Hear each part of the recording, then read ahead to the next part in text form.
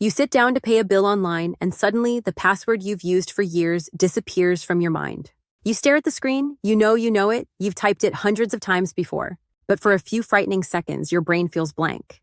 Then later that same day, you walk into the kitchen and stop in the middle of the room wondering why you went there in the first place. Maybe you laugh it off. Maybe you tell yourself it's just stress or normal aging. But deep down, what if this is the beginning of something worse? That quiet fear is becoming more common than most people realize. Millions of adults over 60 are noticing small memory slips. Slips that seem harmless at first, but slowly begin to chip away at confidence. Forgetting names, losing track of conversations, misplacing keys 3 times in one morning, reading the same paragraph over and over because your focus keeps drifting away. And here's what makes this especially dangerous.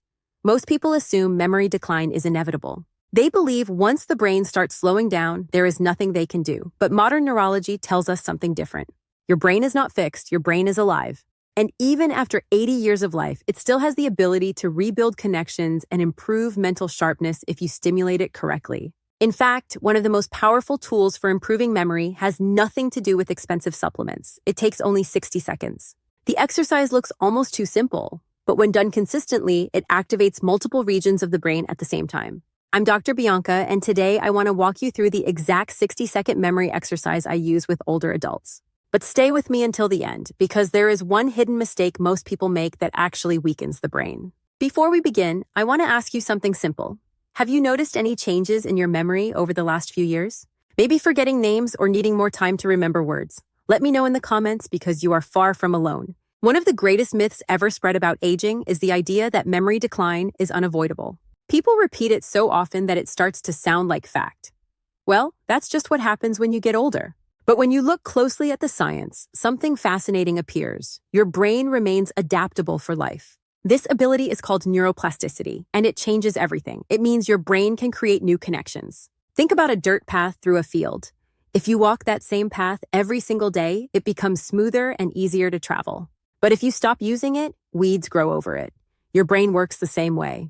The connections you use regularly become stronger. Memory problems often begin not because the brain is incapable, but because pathways are no longer being challenged. And here's where most people make things worse. Instead of stimulating the brain, they retreat into routine. Same patterns every day. The brain loves efficiency, so when life becomes repetitive, it starts operating on autopilot. But autopilot is terrible for memory. One of my patients taught me this in a way I'll never forget. His name was Harold. He was 74 years old. He said, "Doctor, I feel like my brain is slowing down faster than the rest of me." He kept forgetting simple things. What struck me wasn't just the forgetfulness, it was how much his world had shrunk. His brain wasn't being challenged anymore. So I taught him the same 60-second exercise. The magic is what happens when you interrupt mental autopilot consistently. 4 weeks later, Harold returned looking different. His wife said immediately, "He's sharper, he's more present." Harold leaned forward and said something I'll never forget. "It feels like somebody turned the lights back on." Now let me explain why this works. Most exercises focus only on one part of the brain. Crosswords challenge language. Sudoku challenges logic. The exercise I'm going to show you works differently. It combines physical coordination, breathing, and recall all at once. When multiple regions activate simultaneously, communication increases. That acts like a wake-up call for your nervous system. And the beautiful part is this: you don't need special equipment. You don't need a gym membership. You don't need to spend hours doing it. You need 1 minute. But before I teach you the exercise itself, I need you to understand something else that neurologists are now paying enormous attention to. The brain is deeply connected to blood flow. Your memory is not just electrical, it's vascular. Every thought you have depends on oxygen-rich blood reaching your brain cells efficiently. And as we age, circulation to certain regions of the brain can decrease, especially in people who are sedentary or stressed. This partially explains why so many people notice mental fog after sitting for long periods. The brain becomes understimulated. And here's something fascinating. Even mild movement combined with deep breathing can temporarily increase circulation and oxygen delivery to critical memory centers in the brain. That means the way you breathe matters just as much as the mental challenge. Most people never think about that. They try to force memory through mental strain alone, but the brain performs best when the body is calm. Stress hormones like cortisol interfere with memory formation. If you become anxious, you create a cycle where stress worsens memory. This is why panic makes forgetfulness worse. You search harder, you tense up, you become frustrated, and the memory slips further away. And the memory slips further away. Calm focus restores access. That is why the exercise begins with controlled breathing first. We are preparing the nervous system before we challenge the brain. Now I want you to imagine your brain as a city at night. When certain areas are active, lights turn on, streets become busy, information flows smoothly. But areas that remain unused grow dimmer over time. The goal is not just to activate one street, it's to light up the entire city. That is exactly what this exercise does. And I want to warn you about one thing. The first few times you try it, you may feel challenged. That is normal. In fact, slight difficulty is a good sign. Mild struggle is evidence that the brain is forming new pathways. The discomfort is not failure, it is stimulation. I remember another patient named Evelyn. She was 81 and incredibly independent. Managed her own finances, still drove herself everywhere, but she complained that conversations were becoming exhausting.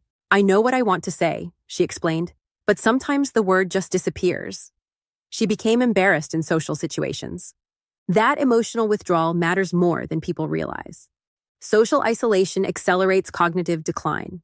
Conversation itself is brain exercise. So I taught Evelyn this exercise and asked her to practice every morning before breakfast. 3 weeks later, she called my office laughing. "Dr. Bianca," she said, "I beat my daughter at Scrabble yesterday for the first time in years." Confidence changes behavior.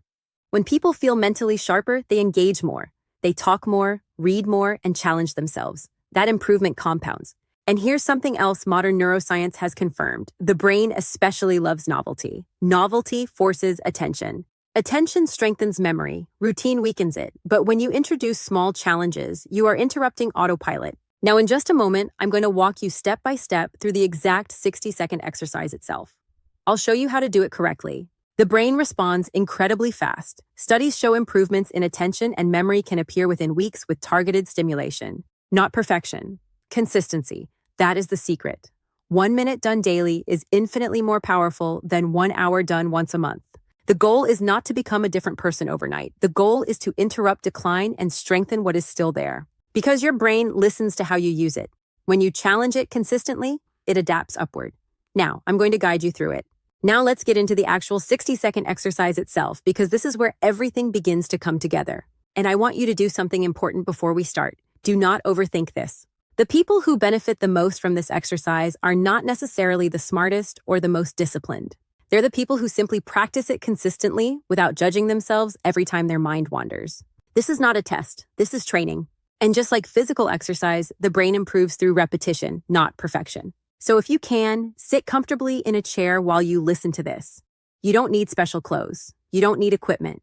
You don't need to stand. In fact, many of my older patients practice this while sitting at the kitchen table every morning. Place both feet flat on the floor, sit upright, but relaxed. Let your shoulders drop naturally. Now take one slow, deep breath in through your nose. Hold it for a second, then slowly exhale through your mouth. Already, something important is happening.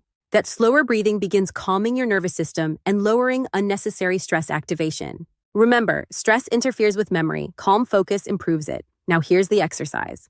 For the first 30 seconds, you are going to combine slow coordinated movement with controlled breathing. Raise your right arm slowly until it reaches chest height while inhaling gently through your nose. Then lower it slowly while exhaling through your mouth. Next, raise your left arm slowly while inhaling. Lower it while exhaling. That's it. Right arm up and down, left arm up and down. Slow, controlled, steady, not rushed. Now this may seem almost too simple, but here's what's happening beneath the surface. The movement itself activates coordination networks in the brain, especially regions connected to motor planning and attention. Meanwhile, the controlled breathing increases oxygen delivery while calming stress hormones that interfere with cognitive function. But the real power begins during the second 30 seconds, because now we add what neurologists call dual task stimulation. This means the brain must manage physical coordination and mental retrieval at the same time. And that combination is where neuroplasticity accelerates. So while continuing the same arm movements and breathing pattern, you are now going to start naming items from a category. For example, fruits. As your right arm rises, say apple. As it lowers, think of the next fruit. As your left arm rises, say banana, then orange, then grape, then strawberry. Keep going continuously while maintaining the movements and breathing. Movement, breathing, recall, all together. What matters is not speed. What matters is engagement. And if your mind suddenly goes blank, that is not failure. In fact, that's often the exact moment your brain is working hardest. Many people panic when they can't immediately think of another word.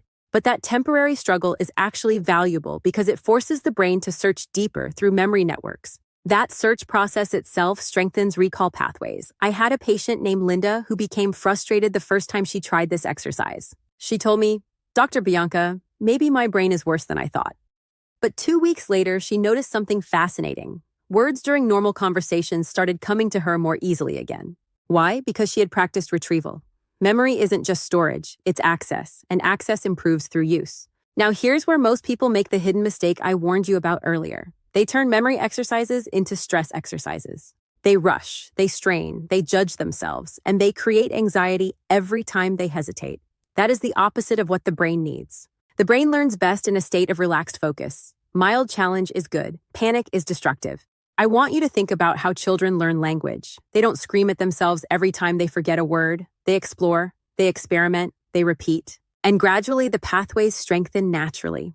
Your brain still learns through repetition exactly the same way. Now, once you become comfortable with simple categories like fruits or animals, you can gradually increase the challenge. This progression matters because the brain adapts quickly. If the exercise becomes too easy, stimulation decreases. So, after several days, try categories like cities, movies, words beginning with the letter S, foods you ate growing up, names of childhood friends. Then eventually move to more advanced versions. For example, counting backward from 100 by threes while continuing the arm movements. This activates working memory and attention simultaneously. And yes, it feels harder. That's the point. One of my patients, George, started laughing halfway through this variation because he kept losing track of the numbers while moving his arms. But after a month, he told me something incredible. I feel mentally quicker again. Not perfect, not 25 years old again, but sharper, more present, more confident. And confidence matters enormously for cognitive health. Because fear changes behavior. When people become afraid of memory lapses, they stop challenging themselves. They avoid conversations. They stop learning new things. They become passive. And passive brains decline faster. The goal here is not only improving memory, it's rebuilding trust in your own mind. Now I want to explain why movement is such an important part of this process because this surprises many people. For years, scientists treated physical health and brain health almost like separate systems. But now we understand they are deeply interconnected. Movement stimulates blood flow. Blood flow nourishes neurons. And coordinated movement especially activates communication between brain regions. This is one reason dancing has been associated with lower rates of cognitive decline in older adults. It combines movement, rhythm, and memory. Your brain loves integration. The more systems working together, the stronger the stimulation. And here's something even more fascinating. Novel movement patterns create stronger activation than repetitive automatic movements. That's why the exercise uses alternating arms with mental retrieval. We are interrupting autopilot. Autopilot conserves energy. Challenge stimulates growth. Now let's talk about consistency, because this is where transformation actually happens. 1 minute sounds small. Too small, some people think. But small actions repeated daily reshape the brain far more effectively than occasional bursts of effort. Think about brushing your teeth. One brushing session doesn't change much, but years of repetition completely alter outcomes. The brain works the same way. Consistency compounds. I once worked with a retired teacher named Patricia who struggled badly with concentration. Grief had affected her sleep, her energy, and eventually, her memory. She described feeling mentally foggy all day long. I taught her this exact routine and asked her to practice it every morning after making tea. Not when she felt motivated, attached to an existing habit. Habits are easier to maintain when connected to routines already deeply established. 3 months later, Patricia told me, "This is the first time in years I feel mentally awake before noon."